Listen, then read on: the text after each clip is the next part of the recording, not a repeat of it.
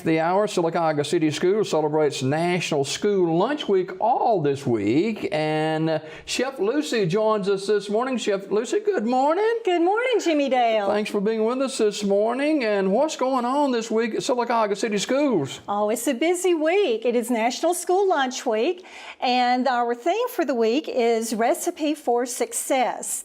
We consider National School Lunch Week a great opportunity to help educate the community, the parents, the grandparents, people don't even have children in school, to educate them on the great things that we have going on with school lunch. All right, now I see the plate. Yes, we have our plate. What's with the plate this morning? Well, first of all, let me point out that a number of years ago, the Institute of Medicine recommended changes in dietary requirements. They said that half of your plate should be fruit and vegetables. So that is how school lunch has changed to accommodate this concept. It's a very simple eating plan. Most people are under the perception that unless the entree fills up the majority of the plate, they don't have a good meal. But it's really just the opposite. Half of our plate should be fruit and vegetable. And I would like to point out also, interestingly, I have a family member who, near his 60th birthday, found out he has type 2 diabetes. And the doctor told him if he would just manage his diet by this concept of eating more fruits and vegetables, he can probably control that condition for the rest of his life without medication. So we translate that to school lunch. Following your former speakers about Healthy Monday, we want to start educating the children young and early about healthy eating. A school lunch has 5 basic components. We have an entree, we have whole grains, we have fruit, vegetables, and low-fat or fat-free milk. And we offer all of these items every day.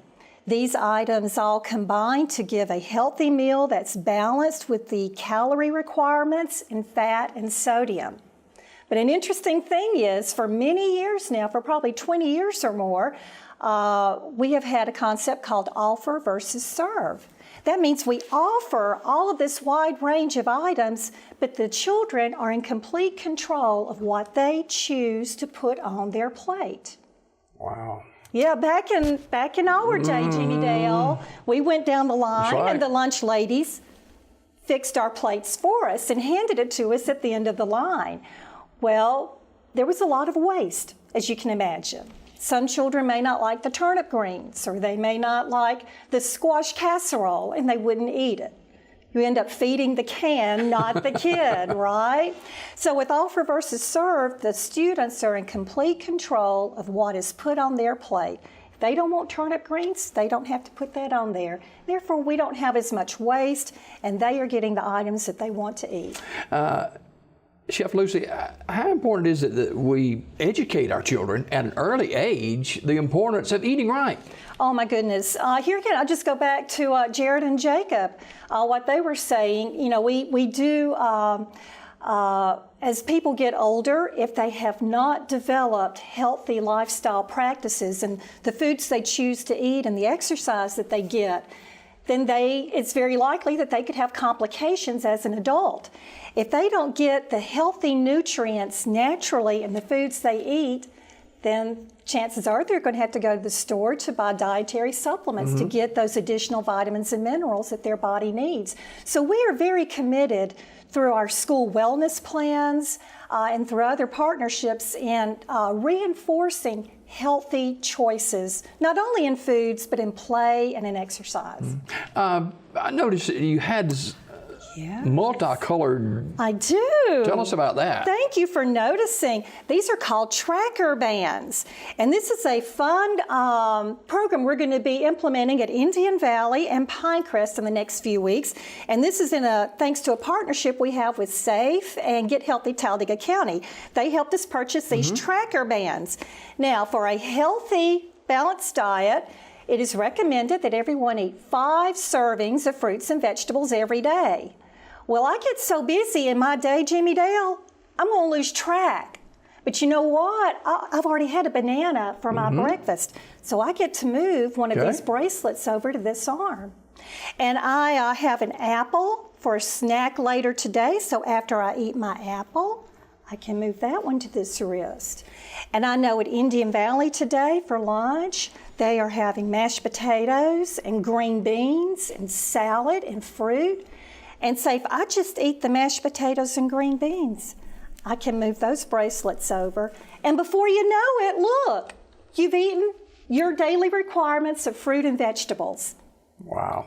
Chef Lucy, our guest this morning. This is National School Lunch Week, and Sylacauga City Schools, of course, playing a big role in this, and through October the 13th, Recipes for Success. Yes, yes. We have lots of recipes for success.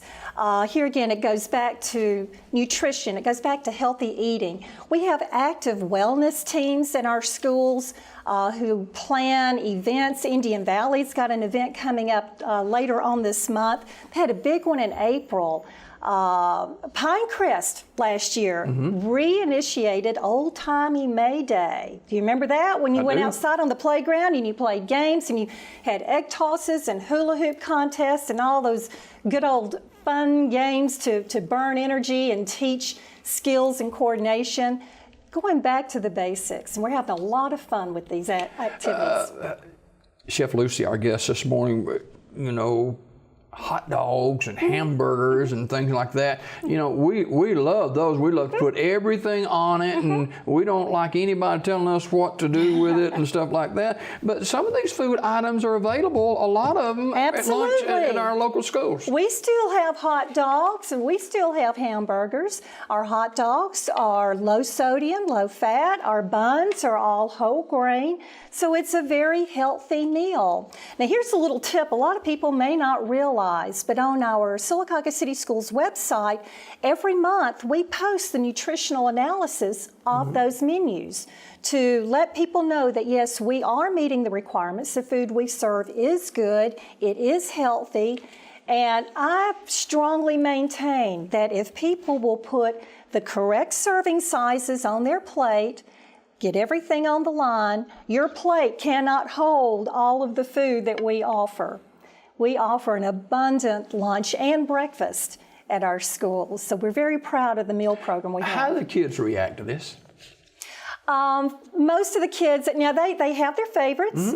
There are some days that are wildly popular in the lunchroom. Today, I know one of the schools is serving a new entree that we're doing. It's called chicken bites. They're similar to chicken nuggets, but it's a whole muscle product, and we tend to run low at the end of the serving time on that because people are buying extras. That is such a huge entree. A recipe for success, we've discovered a new school lunch recipe called cracked out chicken casserole. It's got spicy tortilla crackers crumbled in with the chicken casserole. That's coming up on Wednesday at Indian Valley, I know. And that's become a very popular menu. When we served it at Nichols Lawson a few weeks ago, they ran out.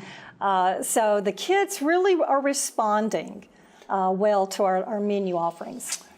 Chef Lucy, our guest this morning from Sylacauga City Schools, and of course this is National School Lunch Week. And how important correlate eating healthy and learning? Very important. And it all starts with breakfast. I know this is the emphasis right now is on School Lunch Week, but your day starts with breakfast. When you think about it, most people probably had their last meal, around 6 or 7 o'clock the night before. And then they sleep, they get up, get ready for school, get ready for work. It's been roughly 10 or 12 hours since they've last eaten. That's why breakfast actually means breaking your fast. You need something to eat in the morning to get you prepared for a busy day. And we always say in school nutrition that a hungry child cannot learn. And I like to use this example. Have you ever been in church or in a meeting and your stomach started growling? Oh, yes. Yeah, it's happened to all of us. And once that happens, with the best of intentions, it is hard to pay attention to what the pastor is saying. All you can think about is, when can I get something to eat? Well, think about a child. Think about a 9-year-old child that whose stomach is growling. Might be 10, 11 o'clock in the morning before lunchtime. It's hard. If it's hard for an adult to stay focused, to pay attention, think of that child. Makes it even harder for the teachers to reach those children to teach. This program, National School Lunch Week, is not a new program. It's been around a long time. Yes, yes, and it's sponsored by the National School Nutrition Association. Again, it is from coast to coast. Schools all over the country are celebrating National School Lunch Week this week. As much as we don't like to think about it, Chef Lucy, there are kids, even in our community, who are undernourished, don't have the right setup as far as their meals that they get outside of school. How cognizant are we of this? It's something that should be handled with delicacy and privacy, but yes, we are very much aware, and nobody is more aware of this than the teachers. The teachers see the hunger firsthand. I think all of our principals and administrators are very intuitive and quick to respond when we know of needs like that. I want to give a plug again for our partners at SAFE with their after-school program. They have meals after school to feed the children in the Bridges programs and the different activities that they sponsor. So we know that there's a need. There have been some initiatives at several of the schools to help address that for weekend hunger. There's a summer feeding program. So we try to meet those needs when we're aware of them. But here again, it's something that we want to handle with delicacy and care, because the last thing we'd ever want to do is embarrass a child. But we're going to make sure these children are properly fed. And nutrition is the key. Absolutely. Absolutely. Chef Lucy, our guest this morning. It is National School Lunch Week, and Sylacauga City Schools is certainly a big partner in this every year. What about menus? Are there areas people can go to look at the menus and things like that? Thank you for asking that question. Are you aware we have an app? Sylacauga City Schools now has a mobile app. And if you were to go to your app store and look up Sylacauga City Schools, you can download this. This app has all of our menus on here. We're trying to post them daily, as well as you can see the month at a glance. And I'll go ahead for another plug for the app. Keep up with all of the activity schedules at your school. If you've got children in more than one school, you can follow all of those activities as well. So this is something that we launched after school started this year, and we're very proud of this. So this is an excellent way to follow the different menus for the different schools. I will say that I do allow each school to have the flexibility to plan their own menus, because the dynamics of each school is different. The high school kids love it spicy. Right.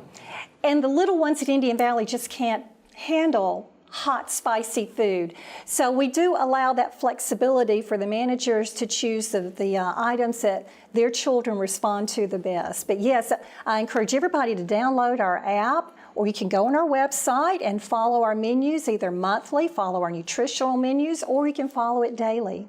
All right. Thanks so much for being with us this morning. Thank you for having me. Chef Lucy, our guest on Daybreak this morning, so we celebrate National School Lunch Week. More Daybreak just ahead.